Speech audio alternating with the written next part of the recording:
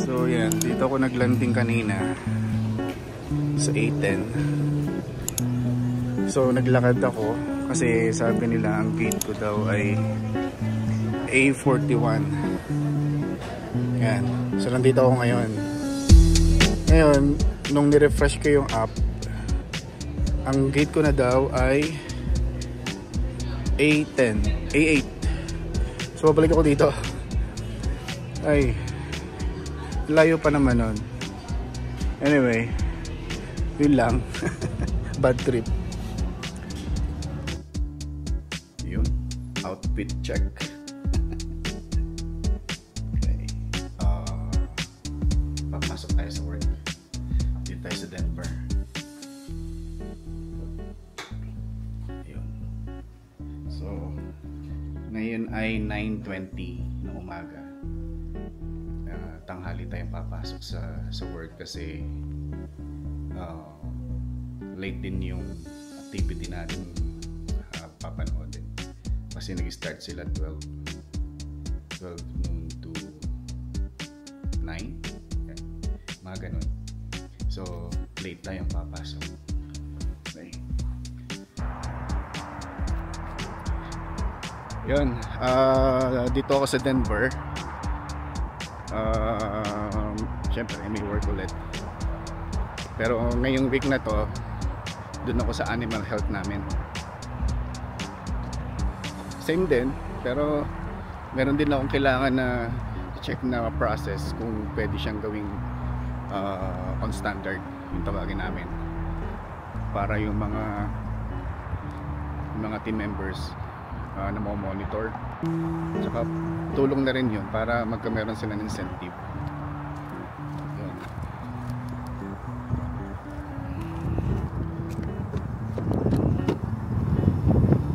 Ito nga pala aking car for this week. Yan. GMC. Ano ba ito? Butang ko na. Terrain, yan. All-wheel drive. Yan. Ang kanyang trim ay SLT. Yun. Tahimik ang loob, hindi siya matigtig.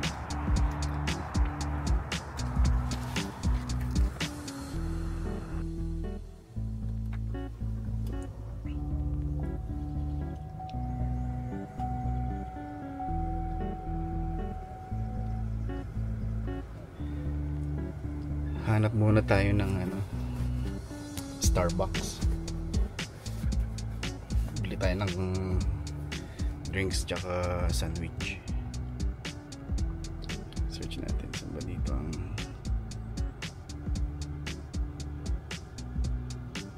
Starbucks. Search.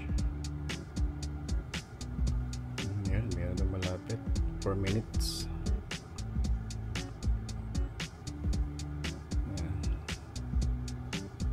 Check natin.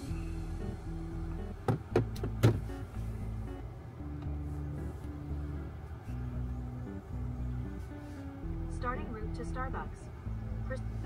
Oh, mali. Oh my god, what happened? Starting route to Starbucks. Proceed to East 40th Circle, then turn left.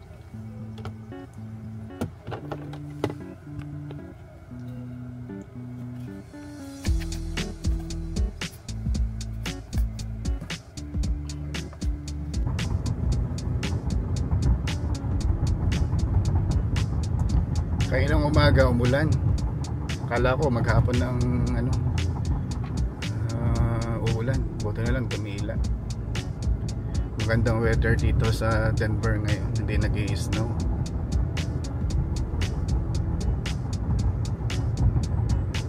Ganda ng bahay, oh. Mga apartment yata. Yung hotel ko malapit sa airport. Mga ano yun, 15 minutes drive papunta sa airport. So, teka, kailangan nating gawin na nakita ko na yung ano, Starbucks. Sana may drive-thru para hindi na mabababa yung Starbucks. Turn right, then turn right into the parking lot. Yan, meron. May ano, may drive-thru. Pupunta rin yata na Starbucks itong sa ano, Cochin. Turn right into the parking lot, then arrive at your destination. Okay, okay.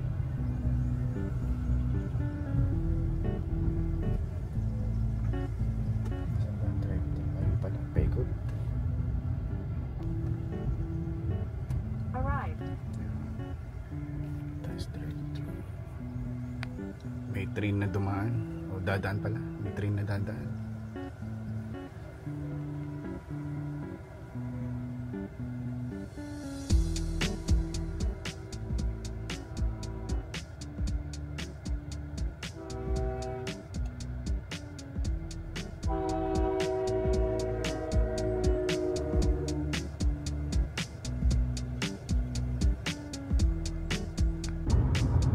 Kakatuwa dito sa ano, sa areang ito. Daming semi, mga trailer trucks. Kalalaki. Turn right, then take a slight right turn onto Kalispell Street. Kasi ito industrial park eh. Kaya madaming trailer trucks. Mga warehouses dito. Take a slight right turn onto Kalispell Street, then turn left. Dito tayo sa Ace Hardware. Ba't may Ace Hardware dito?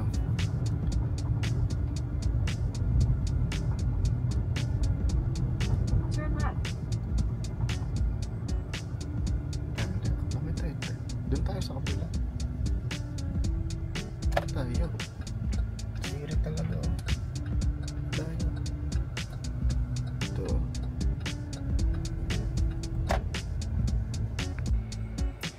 Ayun, magandang hapon.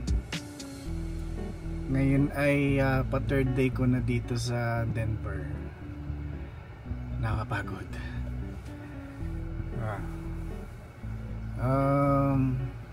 Ano ba? Ayun, so far naman hindi ko ma-enjoy ang Denver. Wala akong mapuntahan kasi trabaho lang sa hotel, tsaka work. Kanina hindi ako lumabas ng tanghalian kasi meron akong baon na mga fruits, mga sliced fruits. Binili ko kagabi sa Walmart. Eh ang problema, akala ko mabubusog ako kasi diet ako eh. Hindi ako nabusog. Ay nako, ang buhay. Ang hirap mag-diet. So, ayun. So, ngayon ay 6:08 na ng hapon. Pumasok nga pala ako kanina ay 8 o'clock.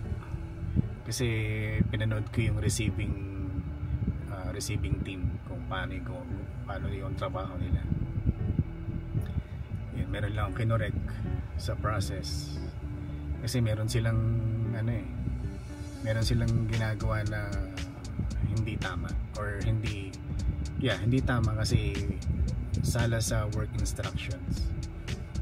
Yun lang, so kinausap ko yung mga team members. So dapat ganito, dapat ganun. Yun.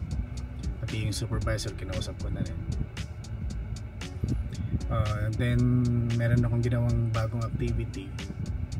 Kung tawagin nila ay case pick manifest. Dali lang yung activity.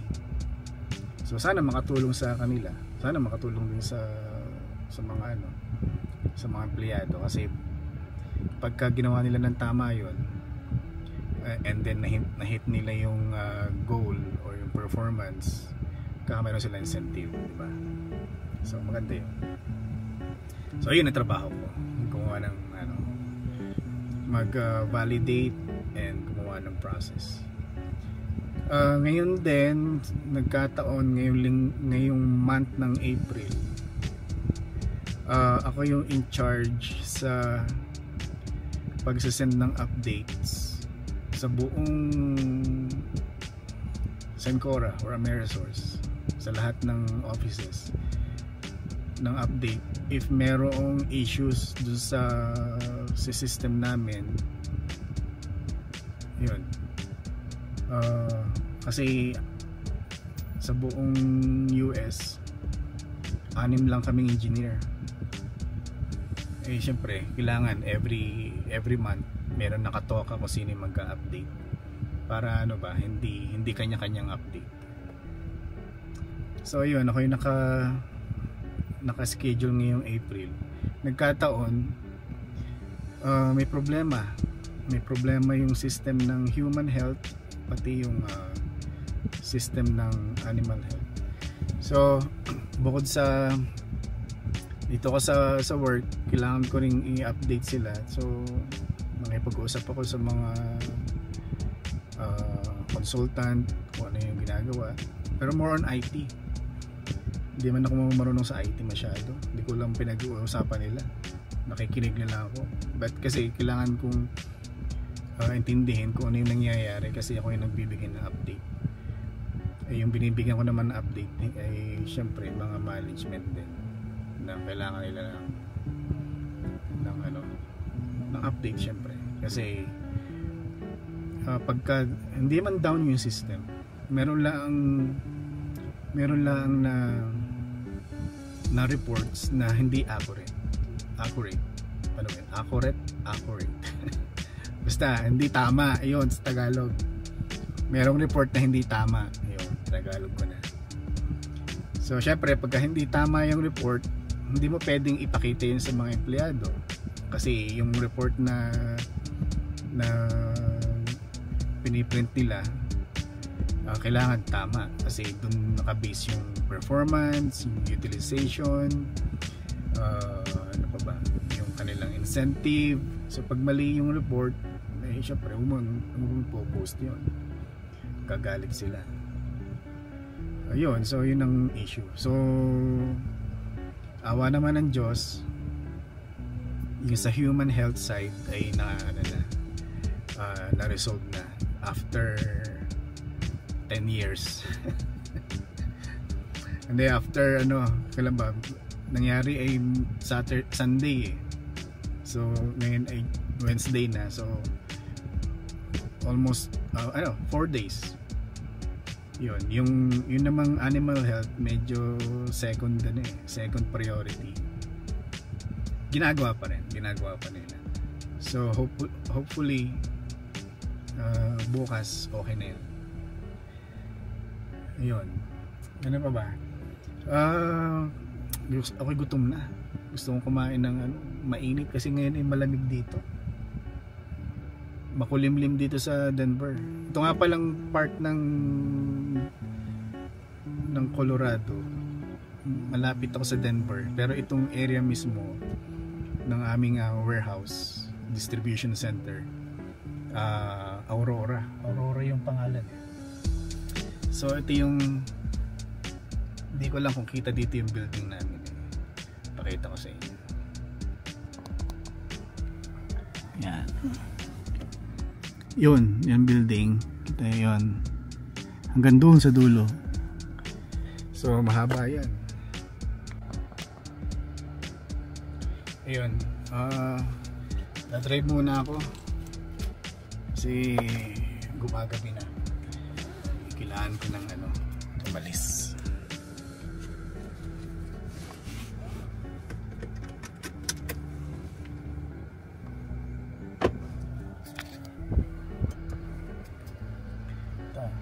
Pakita ko sa inyo yung aming building. Yan, hindi yan kasi back up yan.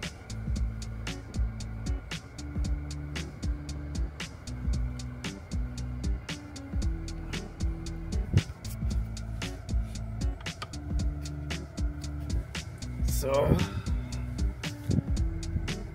yan, so ito yung building, MWI kung tawagin. Hanggang doon sa dulo. Yung, kita nyo yung dulong yun. Yung, hanggang sa dulong yun. Pagkakalaki. Turn left onto Kalispell Street. Daming truck. Katuwa. Yan, hanggang doon sa dulo. Yun, doon sa dulong yun, building. Yan. Ito iba na yan. So In a quarter mile, turn right onto East 32nd So Avenue. ayun, yun yung sa maghapon nalilibot ko rin nun. Kasi kailangan ko i-check yung ano, yung area, yung bawat process kung hindi naman everyday, minsan lang. Siguro once hindi man once a week. Basta once Turn right onto East 32nd Avenue. once in a while. Yung tawag doon. Kasi syempre kailangan mo mag-stay sa isang area pagka kailangan mong manood ng process. Ayan. At the next Malalaki ang turn building left. ng ano, ng Amerisource. Kung parang nag-a-average ng 10 football fields kung tawagin nila. Ganon sila sumukat eh. Pag tinanong mo, gano'ng kalaki itong building nyo? Sasabihin ng manager, ito na to, mga 10 football fields. Yun. Hindi ko man alam kung gano'ng kalaki 10 At the light, turn left onto Chambers Road. Siyempre, pag sinabi sa akin yan, nauuna lang ako. Okay. Bala-bala ay alam ko kung gano'ng kalaki. Pero malaki talaga. Malaki siya.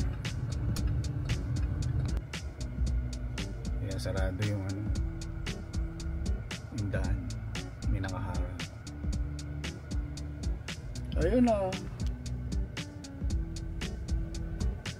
May prairie dogs kung tawagin. Kita nyo ga? Liit eh, ano?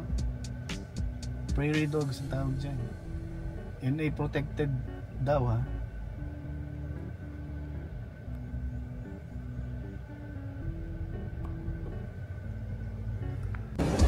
Ayos oh.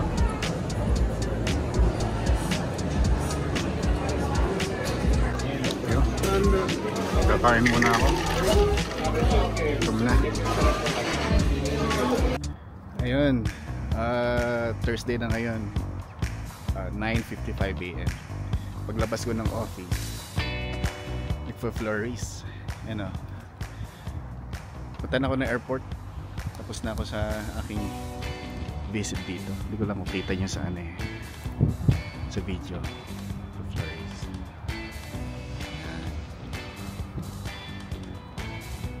Yan. Punta na ako ng airport kasi ang aking flight ay 12. Nakapag-report na rin ako sa direktor.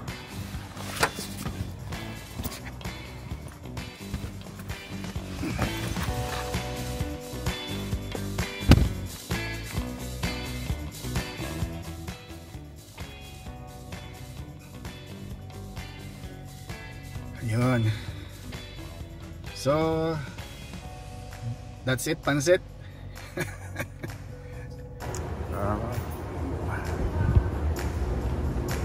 Tambay muna tayo dito sa ano, sa Skyline.